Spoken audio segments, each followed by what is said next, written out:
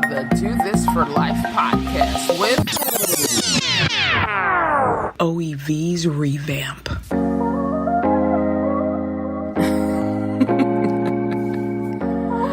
I told y'all the revamp was coming. Now it's here. So y'all get ready for this. Come get it off your chest.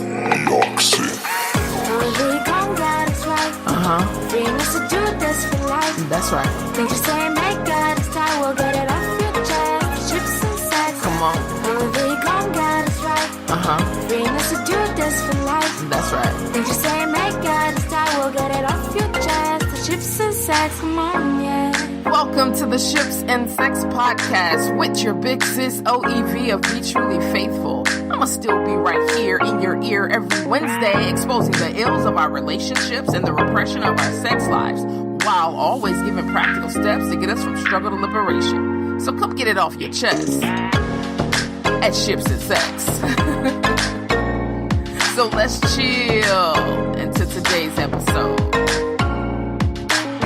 What's up, everyone? Thank you for tuning in to today's episode of the Ships and Sex Podcast with your big sis, OEV of Be Truly Faithful. And I believe today is episode 9. So let's keep it going. Now listen, I do not want to beat a dead horse, okay?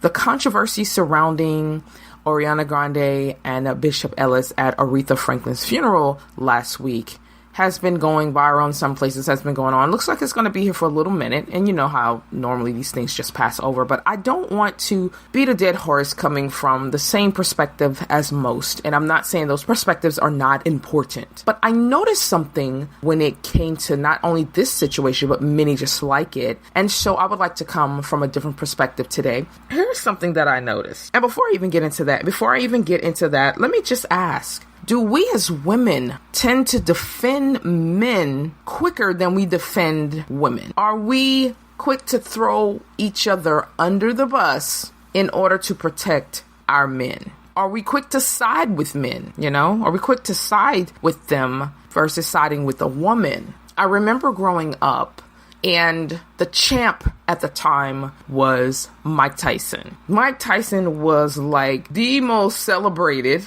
We talk about Muhammad Ali, and maybe that was in previous generations' time. But when I was coming up, it was Mike Tyson. I was a little girl watching his fights and the way everyone would gather around the TV. In fact, Mike Tyson fights with Don King promoting was the pay-per-view era. I think it started pay-per-view. And so Mike Tyson was the man. He was very young at the time. He was not like previous fighters, poised for the spotlight. He said what he said, even if it wasn't the smartest thing to say. And I didn't really know all this at the time because I was very young. But when he was coming up and going to the ring and knocking folks out in seconds, y'all that don't know this, please YouTube this man. Knocking them out in seconds, literally not even making a minute into the ring. And then when he was knocking them, I'm talking about real knockouts. People flocked to him, of course. He was the boxer to watch. All right. Anyway, he was very celebrated. People loved this man. But at the height of Tyson's career, at the very height of it, he was accused of rape. And I remember as soon as the news broke, there was no social media back then. So as soon as the news broke, all of the media outlets, when people would flock to make comments and respond to what's going on in the opinion section. And I just remember waking up reading, when the news broke, reading the comments of people saying that they thought she was a liar and that she's just after money and that she was a slut or whore. I remember they immediately began to drag this woman. I remember the radio shows, riding to school. And I remember this was the talk of the town. People would call, talk of the country, talk of the world. Even people would call in and give their opinion. And so many sided with Mike Tyson. They said, what was a woman doing going back to a man's hotel room at 2 or 3 o'clock in the morning? She knew what to expect. And I heard this from women. Now, it doesn't mean that men didn't say anything. There was a lot of men that was saying pretty much the same thing. But I think what interested me the most, possibly even stunned me, was that so many ladies were saying the same thing. Like, you should have known better. You shouldn't have went to his hotel at 3 o'clock in the morning. What do you think was going to happen at 3 o'clock in the morning at a hotel room? This lady barely had a chance. Her whole family was mocked because of it. Anytime she would go anywhere, or her family would go anywhere, there were reporters, paparazzi everywhere, and people were yelling insults and hurling insults at her. Like, you're trying to ruin a good man. You just want money, you slut, you whore. So even now with Bishop Ellis and Ariana Grande, it's almost similar. So not that Ariana has said anything from the reports. I haven't read that she said anything about her being uncomfortable. If she is, by the time of this podcast, I've never seen that. I've never heard that. But at this point, it was mostly those who had watched the funeral who were outraged, and they showed video proof of this and zoomed in showing his hand, they feel being inappropriately pressed upon her breast and side area, and felt like the hug he was giving her was also inappropriate. There were so many saying that.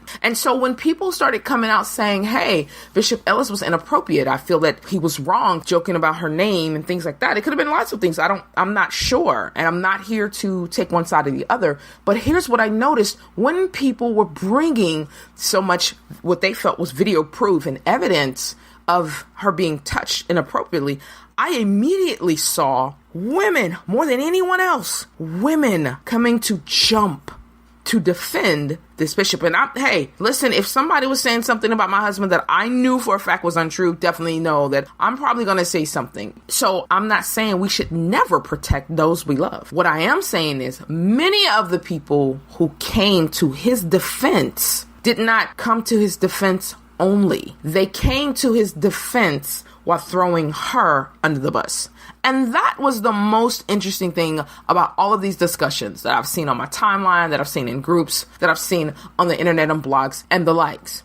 I honestly could not understand why her dress needed to be mentioned if the discussion was how she was being inappropriately touched by the bishop. And again, I'm not saying he touched her inappropriately or not. So I'm not answering that at this point. What I am commenting on is, why was there a need to throw her under the bus to protect him? Why did women quickly jump to his defense and not hers? Was there a way to protect them both, stand up for them both? What I saw more than anything, y'all, and I hate to say this, is I saw so many women quickly defend this man while throwing her under the bus. Could women not have defended this man without mentioning the way she was dressed? What did the way she was dressed have anything to do with the way she was being touched, whether it was inappropriate or not?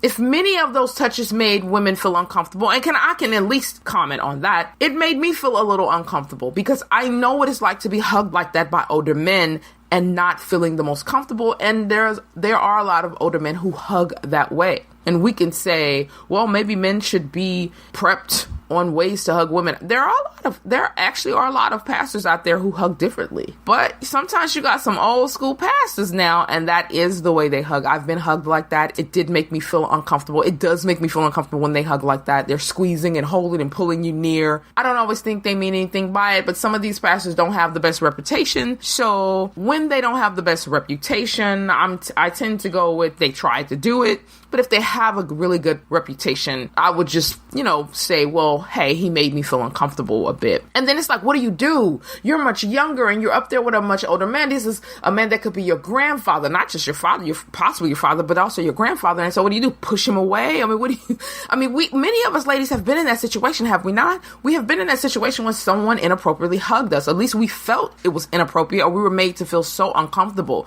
and there was so much discomfort. So if that really is what was going on in Ariana's mind, then I can definitely relate to that from a little girl, right? We've been hugged such a way that we just we didn't feel good after the hug. We didn't feel good. You know how we go to family reunions and connect with family we haven't seen, and those men, and I'm not saying all these men are bad or all of them are good. I'm not saying anything like that. What I'm saying is we know what it's like to be touched and we feel uncomfortable. To be touched, to be hugged, to be pulled closely to. And the older man is talking. Sometimes he's drunk, y'all. I've been to those, right? I've been around things like that. They're drunk. They had a little bit too much to drink, or touched, as they say down here. And then it's those times, as you get older and those things happen, it's just not family. It's mostly in the church or whatever. I mean, I understand where a lot of the outrage is coming from a lot of women. Like, I know what that feels like. I remember this, and I saw so many ladies sharing stories. And I don't want to dismiss any of those stories because I can definitely relate. If she was uncomfortable with his hug, not only just being in front of all of those people, but also being put on the spot about her name and things like that, I too would have felt uncomfortable. If she was indeed uncomfortable. I haven't read any reports that she was, and I'm not sure. But I do know that, y'all, we have, it's okay for us to relate to one another. And I love to see women being able to relate to one another with this. This brought out a discussion that always needs to be had about, hey, these types of hugs, this type of touching makes us feel uncomfortable. Okay, especially if we don't know you, or we're not familiar with you, or we don't know that you're the uncle that hugs like that, and you're cool now. You don't have a reputation for messing with people and being, touching little children or whatever. We're just like, hey, this makes us uncomfortable. And I do think we as women need to speak out about these things. Like, hey, this makes us feel uncomfortable. So why is it when so many women said, hey, that hug, the way he was touching on her made me feel uncomfortable? Why didn't the other side, who did not agree that his touch was inappropriate, why couldn't those women on that side, at the very least, understand where the women who were saying they were uncomfortable with the hug, why couldn't they at least have empathy? But instead, they were so quick to defend the man and throw the woman under the bus by saying things like, well, she shouldn't have had that dress on. Okay, so let's say that the touch, the hugging, and all of that was inappropriate. So the way she was dressed caused her to be allegedly inappropriately touched? Because in the end, your defense is not very good of the bishop to bring up her dress. That means that's all you got left to throw out there, is that she shouldn't have been dressed that way. Oh, so basically you're confirming what others are saying. It's no more allegedly an inappropriate touch. It's basically he inappropriately touched her. Y'all see what I'm saying? I don't want to make this confusing. That's a weak argument, is to bring up what she had on. And I've even seen people say, well, it wasn't appropriate for church. Okay, so what is appropriate for church? Because I'm not going to get into a modesty debate and discussion with you, because we would have different opinions all day of what's appropriate for church. Many ladies believe in long dresses all the way down to your ankles being appropriate for church. Others believe it must come past your knees when you sit down being appropriate for church. Others like, as long as you're standing up and it's past your knees.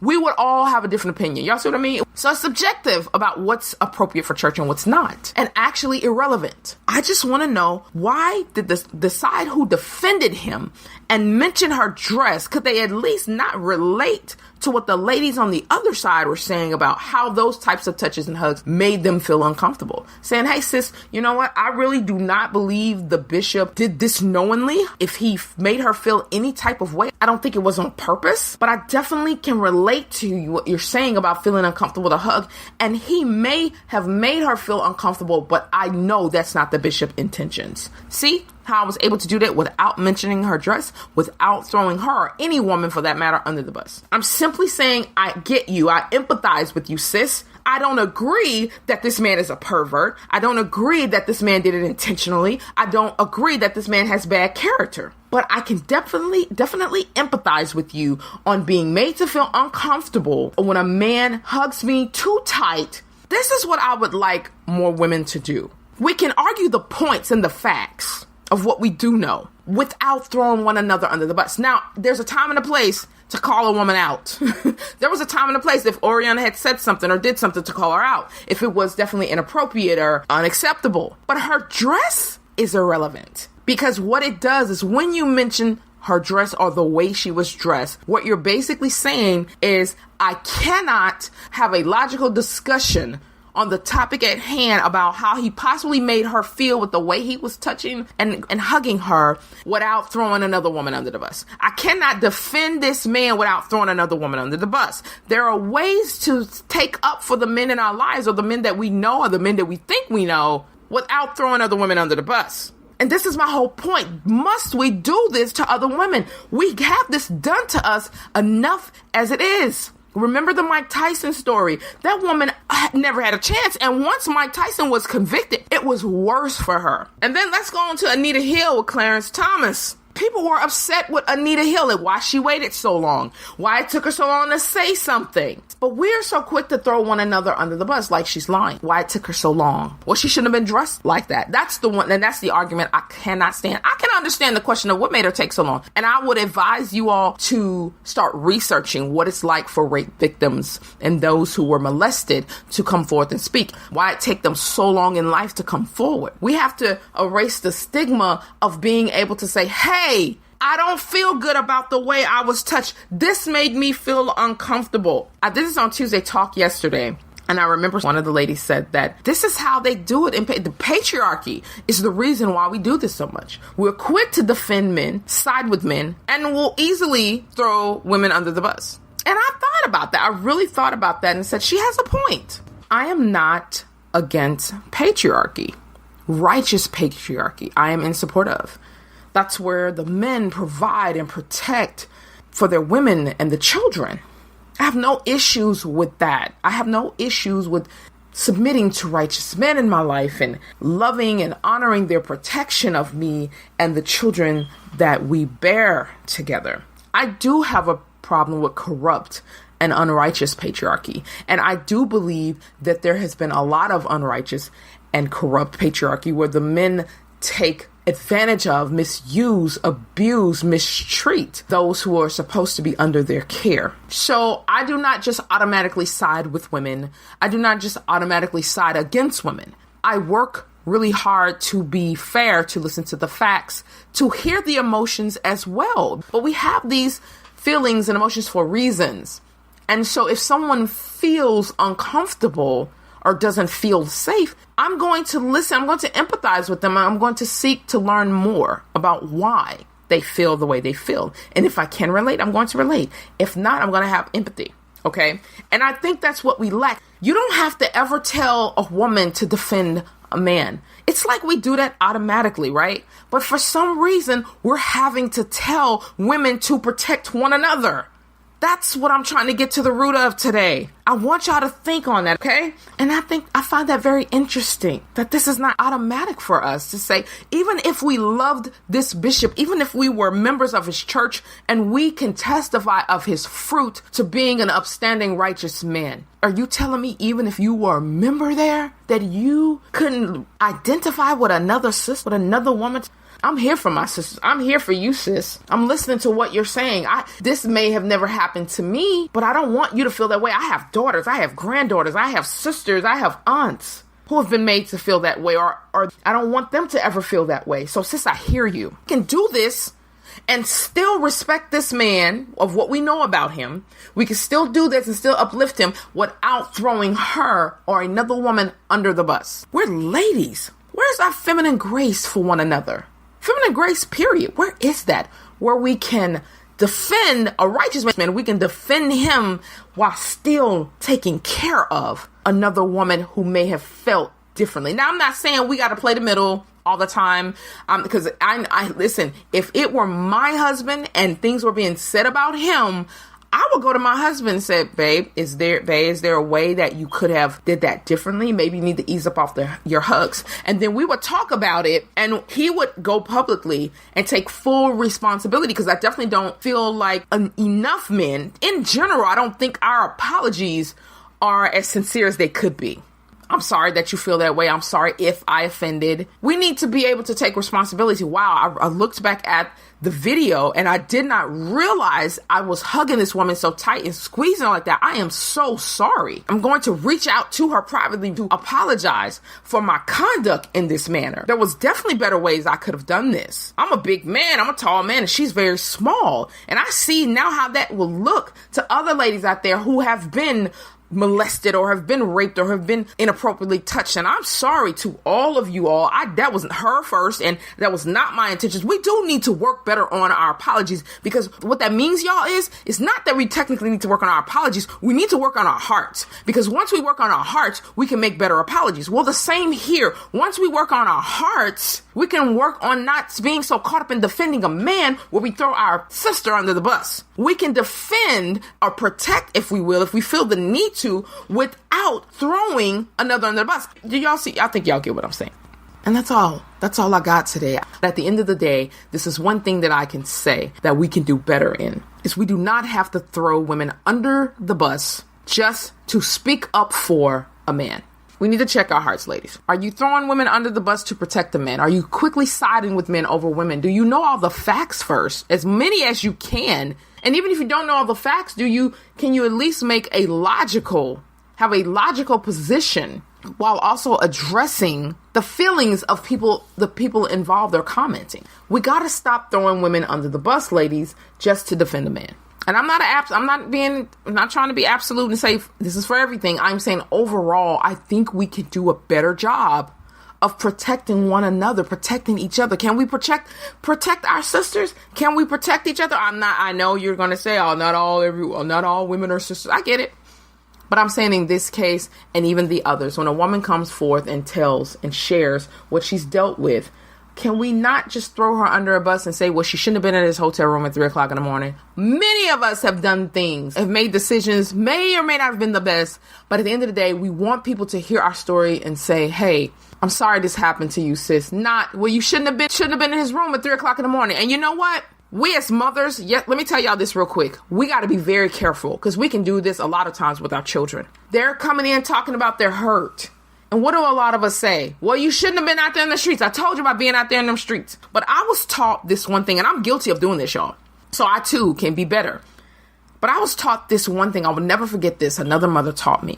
She said, no matter what your child, this is before I ever had children. She said, if your child comes to you saying that they're hurt, or if another lady comes to you, or if someone comes to you and say that you hurt them, she says, deal with the hurt first. Deal with the hurt first, then teach later. So if a woman is saying, hey, I was raped by this guy at 4:00 in the morning in the alley of his car, I know a lot of the minds is there to judge her harshly, right? Then you shouldn't have been out there. But first, let's deal with the hurt.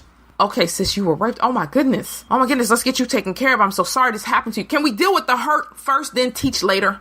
There's always a time to teach. Can we deal with the hurt first? You know what? With seeing this bishop hug her like that, it made me feel so uncomfortable. I remember when. Can we deal with the hurt first? Oh my goodness, I'm sorry this happened to you. Are you okay? How do you feel? Let's get you some help. Then later on, after the help has been given, the heart is starting to heal. Then we go to the next step. So what were you like? Were y'all hanging out? Everybody was just hanging out and y'all decided to go back up to his room. Remember my last podcast, my last episode was about why we can't get along as women because of fear and the fear of being vulnerable. This is why women won't come forth and say anything when they are raped or inappropriately touched or made to feel uncomfortable. This is why we won't come forward, because we're afraid. We're afraid. Many of these ladies are afraid to speak out and say, because who's going to protect them? Remember please listen to my previous episode of what vulnerability is and how it opens yourself up to be attacked. But that when a woman is being vulnerable with you and she's opened herself up to be attacked, you are responsible for covering her in love. Because she's basically saying, I'm opening myself. I'm about to tell you everything right here and right now, and I can be attacked. I'm very vulnerable. And your response should be one of love. It's not the time to get on her about the things that she did. It's time first to take care of her vulnerability and cover her in it. Even women that have hurt you, even women that you're not the fondest of, if they're being vulnerable with you and you really want to say, you know what, but you were wrong. This is the time to withhold that judgment and tend to her vulnerability. You want to do better as women, taking care of one another, being there for one another, not throwing each other under the bus just to defend someone else, especially a man, then take care of one another when we're vulnerable. And those women are out here on this internet coming forth, sharing their experiences and how watching that made them feel. Either say nothing or respond to their vulnerability without unrighteous judgment. Show them love. So we tend to the hurt first, then we teach. And you should be growing in wisdom to know when it's time to teach. Is this what you would say to your daughter? Is this what you would say to your sisters, to your best friend, to your mom? If it happened to them, we can do this without throwing each other under the bus. We take care of the hurt first, and then we teach. All right, y'all, that's it. I will be right here in your ear next Wednesday, continue to expose the ills of our relationships and the repression of sex lives while giving pragmatism to get from repression to liberation. Because that's what I really ultimately want for us, is to be liberated in all aspects of our ships and all aspects of our sex lives. We need that, ladies. We should be tired of being in bondage to these things. All right? Take this in the context of what I'm saying it. Please don't take it out of context. All right? So share. If you need a quick pick-me-up during the day, go to oev.life, oev.life, to get your 20-minute consult. If you need a Help My Life session, go to the same link, oev.life, and hit me up and make your appointment today. And let's talk about what may be ailing you in your ships or your sex life. And I know many of you are like, OEV, it's ships and sex. What is sex? Y'all, I have to go in the way that I'm, led, or that I'm feeling. So I'm going, a lot of these podcasts right now, a lot of these episodes are on our ships, but don't worry. Once I get on a roll with sex, I'll be on a roll with that too. So y'all stay tuned. Thank you for tuning in. Please share. Enjoy the rest of your week, ladies. Much love.